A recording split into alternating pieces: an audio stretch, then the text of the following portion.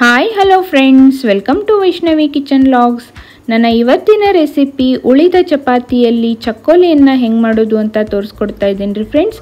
ಈ ಉಳಿದ ಚಪಾತಿಯಲ್ಲಿ ಸ್ವೀಟ್ ಚಕ್ಕೋಲಿನೂ ಮಾಡ್ಬೋದು. ನಾನಿವತ್ತು ಖಾರದ ಚಕ್ಕೋಲಿಯನ್ನು ಹೆಂಗೆ ಮಾಡೋದು ಅಂತ ತೋರಿಸ್ಕೊಡ್ತಾ ಇದ್ದೀನಿ. ಇದಕ್ಕಿಂತ ಮುಂಚೆ ಯಾರೆಲ್ಲ ನನ್ನ ಚಾನಲ್ಗೆ ಸಬ್ಸ್ಕ್ರೈಬ್ ಮಾಡದೆ ನೋಡ್ತಾ ಇದ್ದೀರೋ ಪ್ಲೀಸ್ ಸಬ್ಸ್ಕ್ರೈಬ್ ಮಾಡ್ಕೊರಿ ಹಾಗೂ ಬೆಲ್ ಐಕನನ್ನು ಪ್ರೆಸ್ ಮಾಡಿ. ಇವಾಗ ನಾನು ಇದಕ್ಕೆ ಒಂದು ಈರುಳ್ಳಿ ಮತ್ತು ಒಂದು ಟೊಮೆಟೊ, ಸ್ವಲ್ಪ ಕೊತ್ತಂಬರಿ ಸೊಪ್ಪು ಮತ್ತು ಸ್ವಲ್ಪ ಕರಿಬೇವು ಸಣ್ಣದಾಗಿ ಹೆಚ್ಚಿಟ್ಕೊಂಡೇನ್ರಿ. ಈ ಕಡೆ ಶುಂಠಿ ಬೆಳ್ಳುಳ್ಳಿ ಪೇಸ್ಟು ಮತ್ತು ಗ್ರೀನ್ ಚಿಲ್ಲಿ ಪೇಸ್ಟು ಮತ್ತು ಉಪ್ಪು, ಸ್ವಲ್ಪ ಅರಿಶಿಣ ಪುಡಿ, ಬೇಕಂದರೆ ನೀವು ಮಸಾಲೆ ಪುಡಿಯನ್ನು ಯೂಸ್ ಮಾಡ್ಬೋದು. ಇದಕ್ಕೆ ನೋಡ್ರಿ, ಇಲ್ಲಿ ನಾನು ಚಪಾತಿ ಅಂದರೆ ನಾವು ನಿನ್ನೆ ಮಾಡಿರೋ ಚಪಾತಿ ಇವತ್ತು ಏನಂದರೂ 2 ರಿಂದ 3 ಚಪಾತಿ ಉಳಿದೇ ಬಿಟ್ಟಿರ್ತಾವ್ರಿ. ಇದರಿಂದ ನಾವು ಒಂದು ಸೂಪರ್ ಟೇಸ್ಟಿಯಾಗಿರೋ ಇದು ರೆಸಿಪಿನ ಹೆಂಗೆ ಮಾಡೋದು ಅಂತ ತೋರಿಸ್ಕೊಡ್ತಾ ಇದ್ದೀನಿ. ಮತ್ತು ಇದಕ್ಕೆ ನೋಡಿರಿ, ಸ್ವಲ್ಪ ನಾವು ಬೇಳೆಯನ್ನು ಕುದಿಸಿಟ್ಕೋಬೇಕು, ಅಂದರೆ ತೊಗರಿ ಬೇಳೆಯನ್ನು. ಇವಾಗ ಈ ಚಪಾತಿಯನ್ನು ಸಣ್ಣದಾಗಿ ಕಟ್ ಮಾಡಿ ಇಟ್ಕೊಳ್ಬೇಕು. ಒಂದು ಚಾಕುವಿನಿಂದಾದರೂ ಮಾಡ್ಕೋಬೋದು. ನಾನಿಲ್ಲಿ ನೋಡಿಲಿ ಕೈಯಿಂದನೇ ಈ ಥರ ಮುರಿದು ಇಟ್ಕೊತಾ ಇದ್ದೀನಿ. ತುಂಬ ಟೇಸ್ಟಿಯಾಗುತ್ತೆ ಫ್ರೆಂಡ್ಸ್.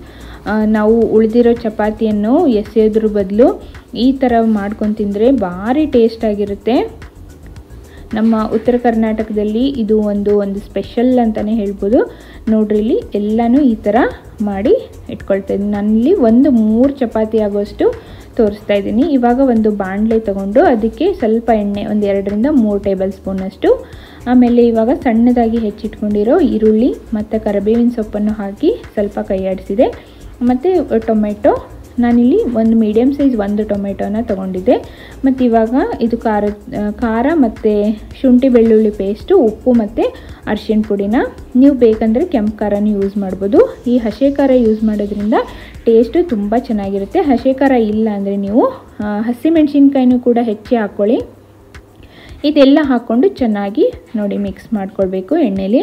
ಈ ಶುಂಠಿ ಬೆಳ್ಳುಳ್ಳಿ ಪೇಸ್ಟಿದು ಹಸಿ ವಾಸನೆ ಹೋಗೋವರೆಗೂ, ಪರಿಮಳ ಚೆನ್ನಾಗಿ ಬರೋವರೆಗೂ ಇದನ್ನು ನೋಡಿ ಇಲ್ಲಿ ಎಣ್ಣೆಯಲ್ಲಿ ಫ್ರೈ ಮಾಡ್ಕೊಳ್ಬೇಕು. ಇವಾಗ ಬೇಳೆನ ಕುದಿಸಿಟ್ಕೊಂಡಿದ್ವಲ್ರಿ, ಈ ಬೇಳೆನೂ ಕೂಡ ಇದರಲ್ಲಿ ಹಾಕ್ಕೊಂಡು ಚೆನ್ನಾಗಿ ಮಿಕ್ಸ್ ಮಾಡ್ಕೊಳ್ಳಿ. ಈ ಬೇಳೆ ಹಾಕೋದ್ರಿಂದ ತುಂಬ ಟೇಸ್ಟ್ ಕೊಡುತ್ತೆ.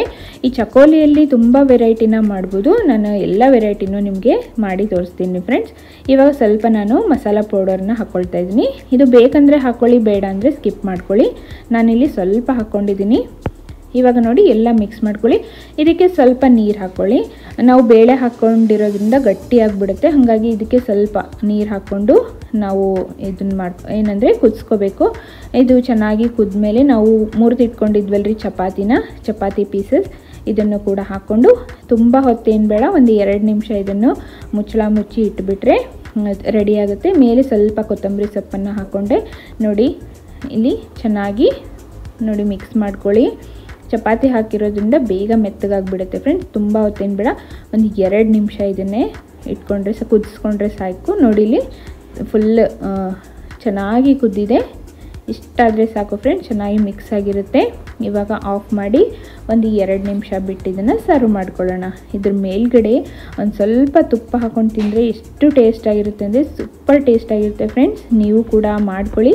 ಹೆಂಗಾಗಿದೆ ಅಂತ ಹೇಳಿ ಕಮೆಂಟ್ಸಲ್ಲಿ ತಿಳಿಸೋದನ್ನು ಮಾತ್ರ ಮರಿಬೇಡಿ. ನನ್ನ ಚಾನಲ್ಗೆ ಯಾವಾಗಲೂ ಹೀಗೆ ಸಪೋರ್ಟ್ ಮಾಡಿ. ಆ್ಯಡ್ಸನ್ನು ಸ್ಕಿಪ್ ಮಾಡ್ದೇ ವಿಡಿಯೋ ನೋಡಿ. ನೆಕ್ಸ್ಟ್ ಒಂದು ಇಂಟ್ರೆಸ್ಟಿಂಗ್ ರೆಸಿಪಿಯೊಂದಿಗೆ ನಿಮಗೆಲ್ಲ ಸಿಗ್ತೀನಿ ಫ್ರೆಂಡ್ಸ್. ಅಲ್ಲಿವರೆಗೂ ಥ್ಯಾಂಕ್ ಯು ಫಾರ್ ವಾಚಿಂಗ್.